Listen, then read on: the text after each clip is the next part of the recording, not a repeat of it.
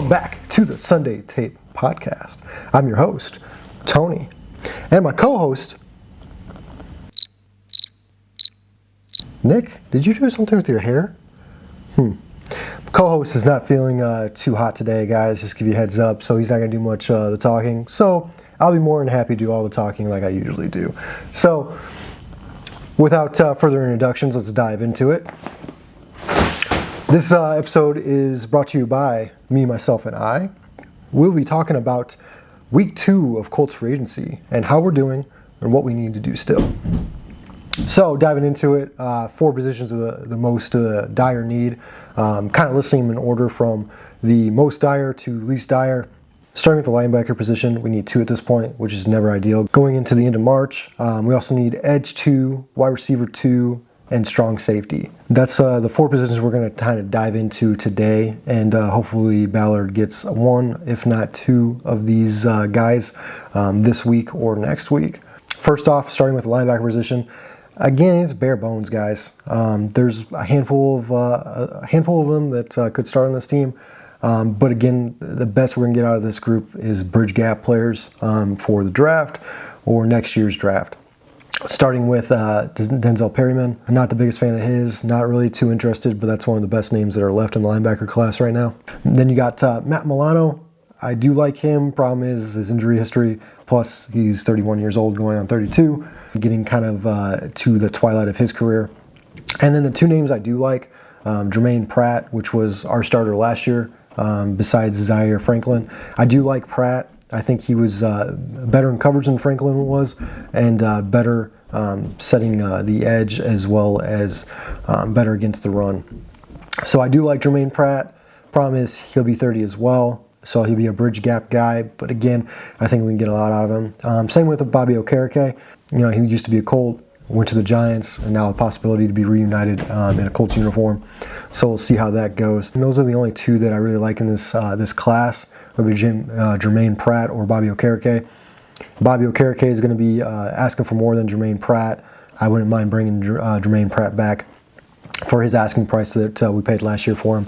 Again, that was a bargain for his play on the field. I think he was pretty solid. He had some games where he was putrid, but again, it didn't get any worse than Zaire Franklin. So compared to what Zaire Franklin put on the field every day, every week, Jermaine Pratt was a Pro Bowler at that point, in my eyes. So again, the 2 that I'd look at in this linebacker class would be realistically Jermaine Pratt and Bobby Okereke. I'm leaning towards Jermaine Pratt. He's more familiar with Lou's scheme on our defense, playing with the Bengals and playing with us last year. So I'm kind of leaning towards Pratt more than Okereke. I think Okereke is the better linebacker. Edge, again, a little bit more meat on the bones when it comes to this draft class. What's left in free agency, not too much, to be honest with you. Starting off things with Von Miller, absolutely not. 36 years old. No, I'm good. And then you got Cameron Jordan. I'm pretty sure he's going to retire again. The last few years with the Saints, he didn't do much of anything, to be honest with you.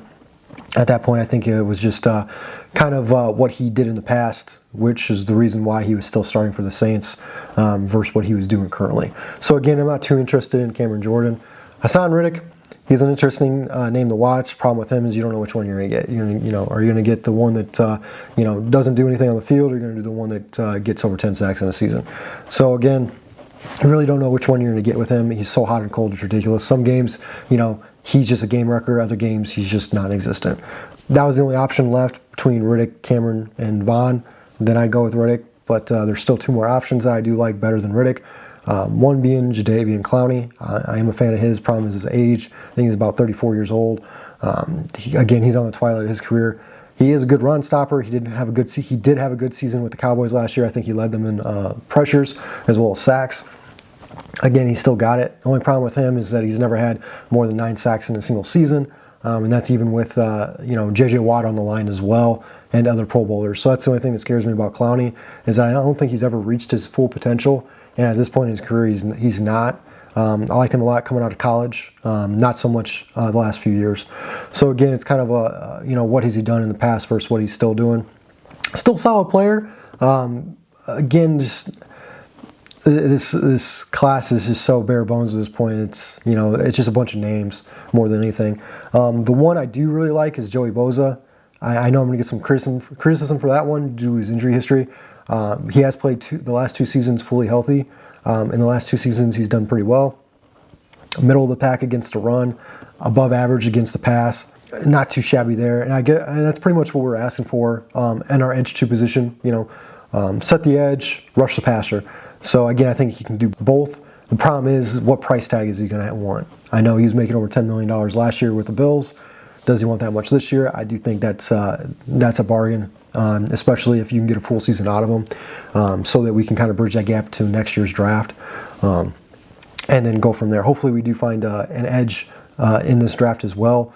But again, with not that many premium picks, we're not going to find much. At most, I think we're going to get out of this draft 2, maybe 3 starters, just because we have a buttload of 6th and 7th round picks. That's just depth. Day 2 is where you get you're still starters. They could be starters. Day 3 you're just getting your depth more than likely. I like Joey Bosa in this edge of class. He's still available. Wide receiver. Now this one, offense surprisingly has a lot of good names still out there on the offensive side of the ball. Great tackles, centers, guards. No quarterbacks, obviously. But wide receivers, there's a buttload of wide receivers that are pretty, going to make good money still in the NFL, and can be bona fide starters in the NFL as well. Luckily, we only need a wide receiver 2, kind of replace what Pittman did for us. Zone beater as well as really great in the run game, manning up against his guys and just taking them out of the play for Jonathan Taylor to skedaddle past them. So again, that's kind of what we're looking for in our wide receiver 2 is a good one that can help us in the run game as well as beat zone coverage. Not so much man. We have Tyler Warren, Alec Pierce, and Josh Downs for all that. We just need someone that can set up the run game as well as beat some zone coverage. So kind of 5 names I'm kind of interested in. Or the 5 names that most fans will be interested in. First off, being Tyreek Hill. No, I'm really good. I don't need the baby mama drama. I don't need the off-field antics. Not a fan of Tyreek Hill whatsoever, especially he's 32 coming off a major knee injury. Again, you can get better value elsewhere in this draft or in free agency. Hopkins, I like him better than Hill, but again, he's going to be 34 at this point. He's ring chasing. And that's not what the Colts are doing right now. They're not competing for the Super Bowl. Hell, I'd be happy with playoffs. Getting eliminated in the first round of playoffs at this point. We've seen a lot of what DeAndre Hopkins has done in the past, especially being on the Texans. He's really good. Got traded to the Cardinals, still decent. After that, the Chiefs, the Ravens. He's the next OBJ, just bouncing from team to team, 1-year deal. Not really going to do much. He'll have one good game, several non-existent games. I'm not really too interested in that. And then you get to 3 that I think the fans are going to be most interested in. One being Stephon Diggs. The only thing that's with Diggs is, again, off-field antics. There was a reason why he was cut 1 year into a 3-year deal with the Patriots who went to the Super Bowl. He was their number 1 wide receiver. He had 1,000 yards for him, 4 touchdowns. Again, he was eating up all the targets. You don't just cut him for no reason. So I think he's got a lot left in the tank. The problem is he's a diva, straight up diva. There's no way around it. There's no other colorful words for it. It's just straight up diva. So if we had to pick one, I wouldn't mind Diggs, but again, what he does in the run game, he's non-existent. So it's not really what a wide receiver does. What a wide receiver 2 does for us, especially replacing Pittman. The other 2 options, you got Deebo Samuels. I think he's more of a gadget wide receiver than anything else. He's really good in the backfield. If you hand the ball off to him, screen plays, getting the ball, behind the line of scrimmage, sweeps, wildcat, etc. I don't think it's a scheme fit with Deebo, to be honest with you. Again, with his gadget plays, it's just not for us. I mean, he's pretty good against zone. I think his most potential is behind the line of scrimmage, and I don't think that's a scheme fit for us, to be honest with you. And then the name that I'm most interested in is Juwan Jennings. I'm a big fan of his, but the problem is his price tag. He's going to command $20 million plus. And then this is in the Bengals where, our quarterback's making $100 million. Both our wide receivers are making, $30 million, $29 million. They're eating up all the cap at that point. There's not room to sign anyone else on defense. If we get him for a lesser price tag, I'd be interested because I think he's really good against in the run game. I think he's a zone killer as well. But again, it's got to be the right price tag at this point. So I'd be interested in what kind of contract he'd commend. Again, $20 million is not going to get it done, but I'd be interested in kicking the tires on that, to be honest with you. And then the safety class guys, it's just, again, that's non-existent. I think out of the four that I just mentioned, linebacker, edge, wide receiver, this one is just dirt dry. There's really nobody in this one. I mean, the biggest name is going to be Kyle Duggar. He was previously making $14 million a year. I'd be interested in him, but at the same time, we just lost Nick Cross, who's signed a contract for under $8 million a year. So again, how much money are we willing to put into the safety position on the team? That's going to be the most interesting thing. A couple names here besides Kyle Duggar. Got Tyler Rapp. Might be interested in him. I think he's a solid player. Again, he'd be a good bridge gap till next year's draft, or even in this year's draft, bringing in a safety in the later rounds.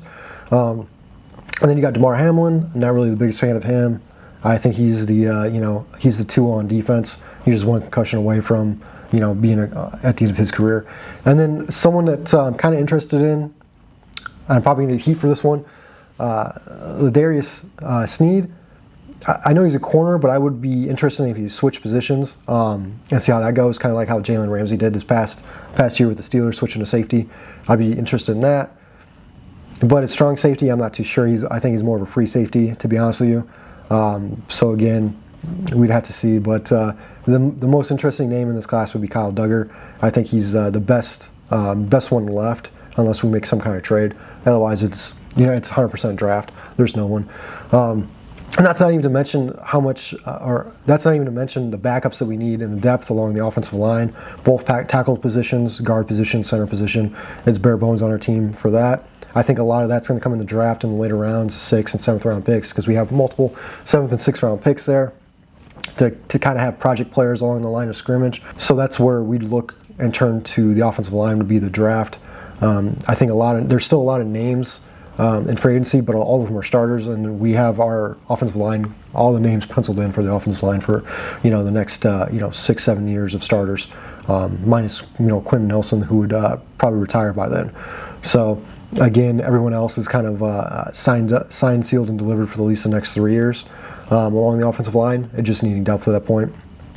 So Ballard's most active after the dust kind of settles in the first 3 weeks of free agency. Most of his pickups come later on before the draft. That's how he got his name, Bargain Bin Ballard, was due to the fact that he gets all the bargains before the draft, fills out the roster that way. Again, agree and disagree. It is what it is, but he does a good job with that. So I don't think we're going to sign a big name, minus maybe Joey Bosa. Jermaine Pratt's not really a big name. Maybe wide receiver. Again, I think wide receiver and safety, we look towards the draft in the later rounds. There's some good depth there. And then pick up, edge, linebacker, defensive tackle in the first 3 picks that we have, round 2, 3, and 4. And it kind of just falls into the track record what Ballard has done in the past. He's signed 14 free agents in the last 9-10 years in the month of April before the draft.